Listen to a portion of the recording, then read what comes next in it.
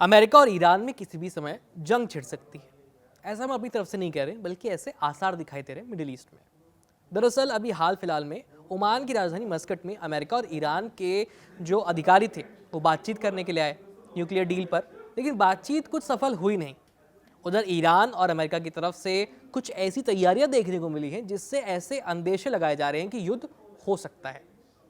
तो दीपांशु, आपको क्या लगता है कि क्या ये सब मतलब एक एस्केलेशन है या वाकई स्थिति खराब हो रही है? देखिए, हमें यहाँ पे समझना पड़ेगा कि दोनों के बीच में एक तरह से इनडायरेक्टली पर्दे के पीछे से डील चल रही है ताकि चीज़ों को कंट्रोल किया जा सके। ईरान भी बातें मान ले, अमेरिका भी उस चीज़ में थोड़ी नरमी बरते। लेकिन ऐसे हालात होते दिख नहीं रहे, क्योंकि जिस तरह से घटनाक्रम सामने आ रहे हैं, हम बात करें जो जॉर्डन की बात करें, जॉर्डन का एक तरह से सैटेलाइट इमेज सामने आई थी जहाँ एक तरफ जॉर्डन ने कहा था कि हम जो है हम उस अपनी जमीन का इस्तेमाल ईरान के खिलाफ होने नहीं देंगे, लेकिन वहीं सैटेलाइट इमेज कुछ और ही दिखा रही है कि वहाँ पे अमेरिका के फाइटर जेट्स तैनात हैं। तो दर्शाता है कि ईरान के खिलाफ भी उसी के पड़ोसी देश हैं। यहाँ पर जो ईरान अब अकेला रह गया, अलग थलग पड़ गया है, चाहे वो मिडिल ईस्ट में सबसे बड़ा ताकतवर देश बन के सामने आ रहा है, जिस तरह से अमेरिका को चुनौती दे रहा है, लेकिन उसको सपोर्ट नहीं मिल पा रहा है। और वहीं ईरान चाह रहा है कि वो प्रॉक्सी वॉर का अपना जो नेटवर्क है इतना स्ट्रॉन्ग कर ले, इतना मजबूत कर ले कि अमेरिका को फंसा सके, जिस तरह से उसने इजराइल को गाजा के युद्ध में फंसाने की कोशिश की थी। बिल्कुल। देखिए, यहाँ पे बात बहुत समझनी जरूरी है कि ईरान का मकसद कभी अमेरिका से जीतना है ही नहीं, क्योंकि अमेरिका की जो आर्मी है, जो नेवी है, एयरफोर्स है, दुनिया में सबसे पावरफुल है। लेकिन ईरान जिस तरह से अपने आप को पोजीशन करता है, अपने आप को इम्प्रूव कर रहा है, उसका मकसद यही है कि अमेरिका को ज़्यादा से ज़्यादा नुकसान पहुँचाना। अभी हाल फिलहाल में ये भी खबरें आई हैं, शायद कल परसों ही पता चला था कि ईरान ने ऐसी मिसाइलें डेवलप की हैं, हाइपरसोनिक मिसाइलें, जो मात्र 10 मिनट में अमेरिका पे अटैक कर सकती हैं।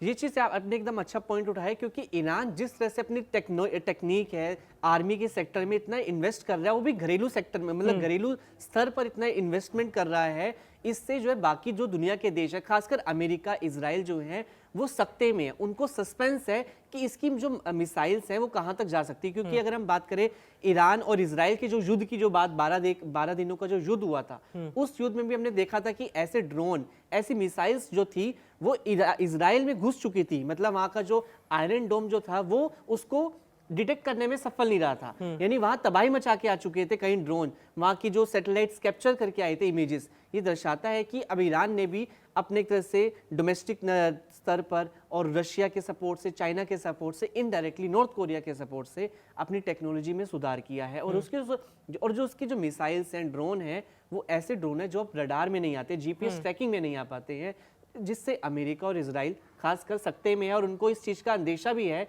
तभी वो चाहते हैं कि वो यह न्यूक्लियर, क्योंकि यहाँ सबसे बड़ी बात न्यूक्लियर की हो रही है कि न्यूक्लियर के मामले में वो पावरफुल ना बन जाए। मिडिल ईस्ट में अगर ईरान के पास ऑफिशियली अगर न्यूक्लियर पावर की आइडेंटिटी मिल जाती है तो इजराइल के लिए बहुत बड़ा खतरा हो जाएगा। जी, लेकिन यहाँ पे हम आपको एक और बात बताना चाहते हैं, वो ये है कि जो डील मतलब जिस डील को लेकर के बातचीत चल रही थी वो ये थी कि अमेरिका और इजराइल ये दोनों ये चाहते हैं कि ईरान अपना जो न्यूक्लियर प्रोग्राम है उसकी पूरी तरह से बंद कर दें। और वही ईरान का दावा है कि उसका न्यूक्लियर प्रोग्राम केवल सिविल यूज़ के लिए है, वो उसको बिजली बनाने के लिए, पॉजिटिव यूज़ के लिए खर्च करना चाह रहा है। वो यूरेनियम का इस्तेमाल कहीं भी न्यूक्लियर बॉम्ब के लिए नहीं कर रहा है, ऐसा ईरान का दावा है। लेकिन अमेरिका इसको मानने को तैयार नहीं है। दूसरा पॉइंट अमेरिका ने ये रखा बातचीत में कि आपको अपने जो प्रॉक्सी संगठन है उन सभी को बंद करना होगा, उसको मदद देनी बंद करनी होगी। वहीं ईरान का कहना है, जो ईरान के ऑफिशियल्स का और वहाँ के जो विदेश मंत्री अरागची, उनका ये कहना है कि पूरी बातचीत जो है वो केवल न्यूक्लियर डील के आसपास थी, इसके अलावा और कुछ बातचीत हुई ही नहीं है।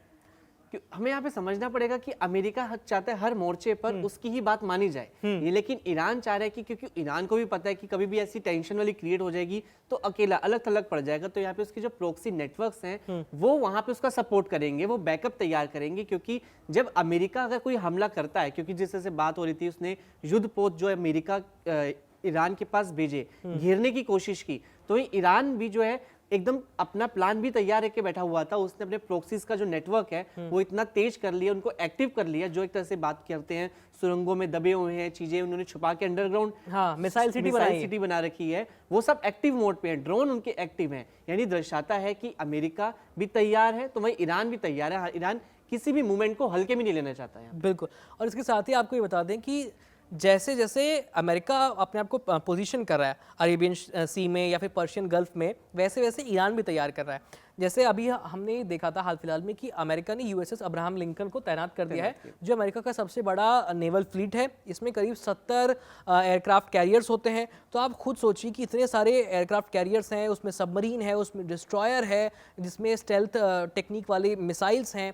तो कितने बड़े स्तर पर ये काम चल रहा है। केवल एक ही नहीं, 2 और जो है वो हमने देखा कि युद्धपोत वहाँ आसपास तैनात किए गए हैं अरेबियन सी में।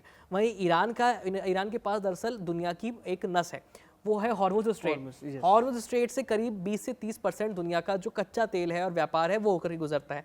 और ईरान ने ऐसा पहले भी किया था, जब इस्लामिक क्रांति आई थी, ईरान इराक युद्ध हुआ था, तो उस समय ईरान ने उस पूरे इलाके में समुद्र के अंदर माइंस प्लांट कर दिए थे, जिसकी वजह से एक बार अमेरिका का एक युद्धपोत जा भी रहा था, वो ब्लास्ट में नुकसान हो गया था उसको, जिसके बाद अमेरिका ने जब पहली बार ईरान पर अटैक किया था। तो ऐसा अंदेशा जताया जा रहा था कि जिस तरह से वर्ल्ड वॉर में भी ऐसा सिनेरियो बना था कि जापान ने अमेरिका के जो इस तरह से जहाज पर हमला किया था, तो अमेरिका वर्ल्ड वॉर में कूद गया था और यहाँ पे भी ऐसा एक सिनेरियो क्रिएट हो गया था, लेकिन वैसा हो नहीं पाया। और ये पूरी दुनिया के लिए भी एक तरह से अच्छी गुड साइन था कि इतने बड़े लेवल तक चीजें नहीं जा पाई। लेकिन यह समझना पड़ेगा हमें कि जो हॉर्मुज़ स्ट्रेट है वो बहुत इंपॉर्टेंट रोल अदा करता है अगर ट्रेड की अगर हम बात करें तो। और यहाँ अमेरिका भी इस चीज को जानता है क्योंकि अमेरिका की एक तरह से नब्ज है वो बिजनेस रूट के मामले में। और वहीं जो ऑल्टरनेट रूट्स है ना उस इलाके के, जिसमें पाइपलाइंस हैं, दूसरे रूट्स हैं, वो उतने डेवलप नहीं है। और उसके अलावा वहाँ पे हूती विद्रोही हैं, तमाम दूसरे जो मलेशिया ग्रुप्स हैं, ईरान के प्रॉक्सी संगठन है, वो लगातार उस पाइपलाइन को थ्रेटन करते रहते हैं कि हम इसकी तेल सप्लाई आपको बंद कर देंगे, तो जिसकी वजह से अलग अलग देशों का नुकसान हो सकता है। तो अमेरिका पे ये भी दबाव है कि भाई आपकी लड़ाई के चक्कर में हमारे रिसोर्सेज खराब हो जाएंगे, तो अमेरिका वो भी नहीं चाहता है। अब ये सिचुएशन जो है पूरी टेंशन वाली हो गई। मतलब आप ये भी कह सकते हैं दूसरे शब्दों में कि एक तरफ बातचीत की टेबल खुली हुई है, क्योंकि ट्रंप ने खुद कहा है कि हम ईरान को एक और चांस देना चाहते हैं। वहीं दोनों देश पूरी मिलिट्री रूप से तैयार हो रहे हैं युद्ध के लिए। और अमेरिका का जिस तरह से लाव लश्कर के साथ ईरान की सरजमी के आसपास घूमना, ये दर्शाता है कि ईरान जो है, ईरान पे कभी भी अटैक हो सकता है। और अगर ईरान पर अगर अटैक हो तो ईरान भी एक ऐसी पोजीशन पे है आज की डेट में कि वो शांत बैठने वाला नहीं है। वो बिल्कुल भी ये नहीं देखेगा कि अमेरिका ने हमला किया है। उसने जिस तरह से खामेनेई की तरफ से जो धमकियां आ रही हैं वो दर्शाती है कि ईरान भी जो है बैकफायर, यानी एक तरह से बैकफायर, माफ कीजिएगा, बैकफायर नहीं, मतलब वो भी पलटवार करने के लिए तैयार है। जैसा भी पिछले हमने 2025 में बहरीन के एयरबेसेस पर देखा था कि जब ईरान पर हमला किया था B-2 बॉम्बर्स से, उसके बाद ईरान ने बदले में जो है बैलिस्टिक मिसाइल्स दाग दी थी। हालांकि वो बीच में ही रोक दी गई, उनको हवा में ही खत्म कर दिया गया, लेकिन ईरान ने अपना बदला लिया था। तो फिलहाल हमने आपको जो सिचुएशन डेवलप हो रही है इसके बारे में मोटी मोटी जानकारी दे दी है। इसके अलावा आपको क्या लगता है कि क्या सिचुएशन और ख़राब हो सकती है या समय रहते सारी चीज़ें नॉर्मली सॉल्व हो जाएंगी? अपनी राय आप कमेंट सेक्शन में लिख करके भेज सकते हैं। और इसी तरह वर्ल्ड वॉरियर से जुड़े रहिए। मेरा नाम है आयुष, मेरे साथ है दीपांशु। देखते रहिए कड़क। धन्यवाद।